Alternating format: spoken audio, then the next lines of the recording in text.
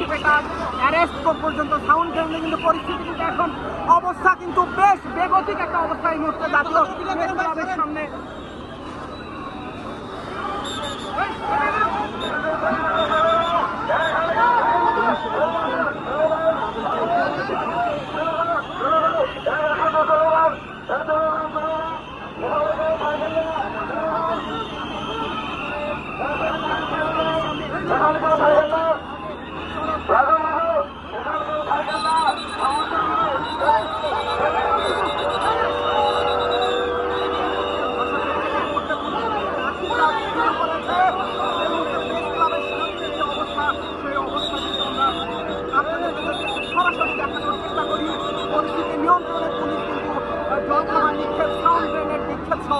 সব ধরনের কিন্তু প্রস্তুতি নিয়েছে।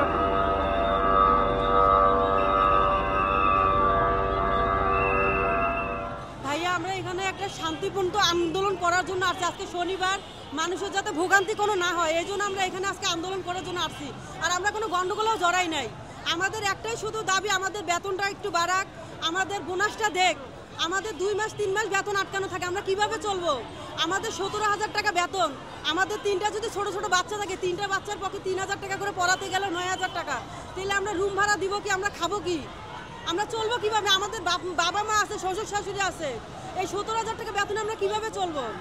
আপনারা বলেন কিভাবে আমরা চলবো? বেতন ঠিক সময় পান কিনা? না, বেতন 1 মাস 2 মাস 3 মাস পর পর হয়। আমরা মিথ্যা কথা বলবো কেন? ঠিকাদারের মাধ্যমে বেতন পেলে সমস্যা কি? ভাইয়া আমাদের দরকার, আমাদের অফিসিয়াল ভাবে আমাদের বেতনটা দেখ। আমাদের সরকারের দরকার নেই, আমাদের অফিসিয়াল ভাবে শান্তপূর্ণ বেতনটা দেখ। ঠিকাদারের মাধ্যমে কিভাবে এক হাত বদল হতে হতে টাকাটা কমে যায়, টাকাটা কমে যায়। আপনি বুঝছেন? তাদেরকে নিয়োগ দিয়েছে কারা? আমাদের ঠিকাদার নাকি প্রতিষ্ঠান? ঠিকাদার, ঠিকাদাররাই আমাদের নিয়োগ দিয়েছে। তাহলে বেতন তো ঠিকাদারই দেয়। জি, বেতনটা ঠিক। ভাইয়া আমাদের কথা, আমাদের অফিসিয়াল ভাবে আমরা অফিসিয়াল আন্ডারে থাকি, আমাদের অফিসিয়াল ভাবে আমাদের বেতনটা দেখ। 10 হাত বদল হতে হতে টাকাটা আমাদের অল্প হয়ে যায়, ওই টাকা দিয়ে আমরা চলতে পারি না। এখন মূলত কি চান? আমরা মূলত চাচ্ছি আমাদের বেতনটা বাড়ানো হোক, বেতনটা টাইম ভাবে দেওয়া হোক, যাতে আমরা চলতে পারি।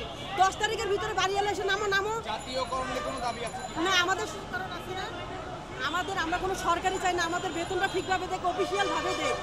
আমাদের কোনো ঠিকাদার চাই না। আপনারা বেতনটাই ঠিকঠাক পাচ্ছেন না? বেতনটা পাচ্ছি না, আমাদের কোনো বোনাস নাই। আমরা বছরে যে একটা আমাদের কুরবানি আসে, আমাদের ঈদ আসে, আমরা কোনো কিছুই করতে পারি না। আপনি কোন প্রতিষ্ঠানে? ভাইয়া আমরা নিউরোসায়েন্স থেকে আসছি। আপনি কি মাতৃত্বকালীন ছুটিটা ঠিকঠাক পান? মাতৃকালীন ছুটিটা এতদিন ছিল না, কিছুদিন মানে 2 বছর হয়ে চালু হয়েছে, 3 মাস। কাল থেকে এখানে আন্দোলন করতেছি। আমাদের মুগদা মেডিকেল থেকে আমরা আসছি। আমাদের 1 তারিখে বেতন ছাড়া, কোনো নোটিশ ছাড়া আমাদের চাকরি থেকে তারা বরখাস্ত করছে। সেই আন্দোলনে আমরা চাকরি ফিরে পাওয়ার জন্য এখানে আসছি। আসার পরে তারা আমাদের বলছিল চলে যেতে, কেন আমাদের উপদেষ্টা কথা দিছিল চাকরি যাবে না। সেই ক্ষেত্রে আমরা এখানে এসে উপদেষ্টার সাথে কথা বলার জন্য আমরা বসে রয়েছি। কিন্তু সেই জায়গায় তারা আমাদের হঠাৎ করে বুম ভিটা মারলো, গুলি করলো, পানি মারলো। কেন? আমরা কি এখানে মারামারি করতে আসছি? আমরা পেঁয়াজের খিদা মজাইতে আসছি। উপদেষ্টা কথা দিছিল আমাদের কেউ চাকরি যাবে না, তাহলে কেন আজকে আমাদের চাকরি গেল? কেন আমরা রাজপথে আসলাম? কেন আমাদের বেতন দেওয়া হলো না? আমরা সেই উত্তর চাই উপদেষ্টার কাছে। কেন আমরা নিরীহ মানুষ, আমাদের উপরে কেন জল কামান মারা হবে? কেন বুম মারা হবে? কেন? আমরা কি সন্ত্রাস? আমরা কি সন্ত্রাস বাহিনী? আমাদের হাতে কি লাঠি ছোটা নিয়ে আসছি? আমরা কি এখানে আন্দোলন করতে আসছি? আমরা উপদেষ্টার কাছে জানতে আসছি আমাদের চাকরি কেন গেল, আন্দোলন কেন গেল? আমাদের কত ভাইদের অ্যারেস্ট করা হয়েছে, আমাদের ভাইদের অ্যারেস্ট করা হলো কেন? উপদেষ্টার সাথে আমরা কেন কথা বলতে পারবো না? আমাদের কি অধিকার নাই? আমরা কি বাংলাদেশের নাগরিক না? আমাদের বেতন ছাড়া, আমাদের 1 তারিখে নোটিশ ছাড়া বের করে দেওয়া হয়। নতুন ঠিকাদার আইসা কেন? এই জবাব কে দিবে? উপদেষ্টা দিবে। এই জবাবের জন্য আমরা রাজপথে থাকবো। উপদেষ্টার কাছে জবাব চাই। কেন আমাদের ভাইদের মারা হইলো? কেন আমাদের মারা হইলো? এটাই আমাদের আমাদের চাকরি তারা বরখাস্ত করা হয়েছে। আমাদের নতুন করে নিয়োগ দিয়ে আমাদের চাকরি বহাল করা হবে। আমাদের পিছলা বেতন তারা পরিশোধ করা হবে। আমরা 206 জন, মুগদা মেডিকেল কলেজ। আমার পোস্ট আয়া, আমার নাম হাসি। আমি কাজ করি প্রায় 10 বছর।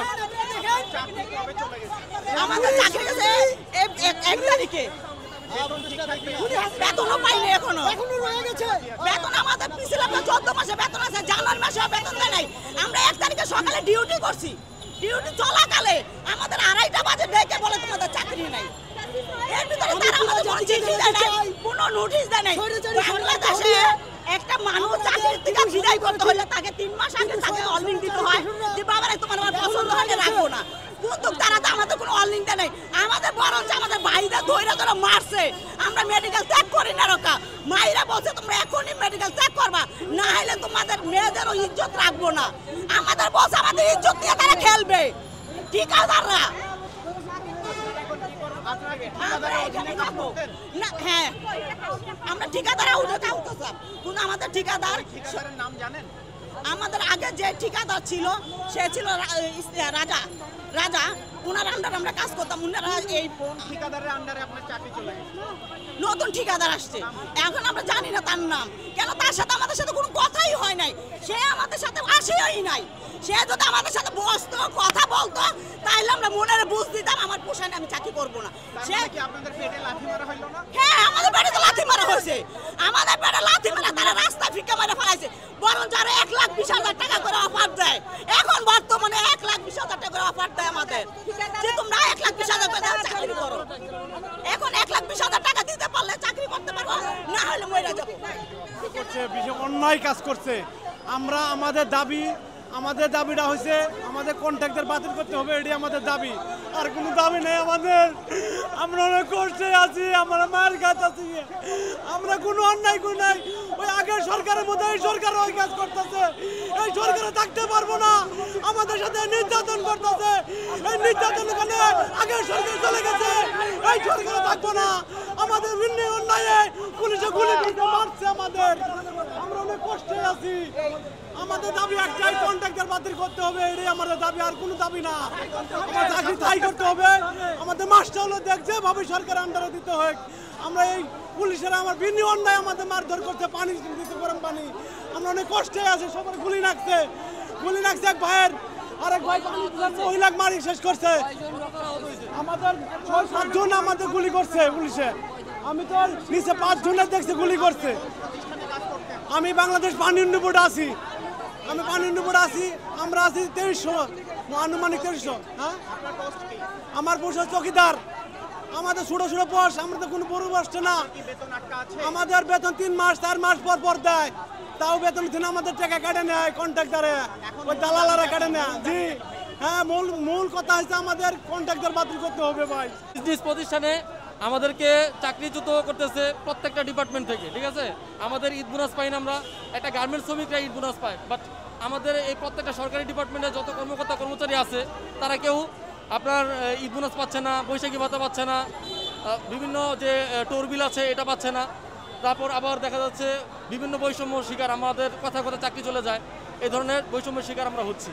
তো আমরা চাই আমাদের বিভিন্ন প্রতিষ্ঠান থেকে যত কর্মকর্তা-কর্মচারী আছে সবাইকে যেন ঠিকাদারের মাধ্যমে দাসপ্রথা হয়ে বাঁচতে না হয়। আমরা চাই আমাদের এই আমি এলজিডি ডিপার্টমেন্টে আমি চাকরিচ্যুত হয়ে গেছি অলরেডি।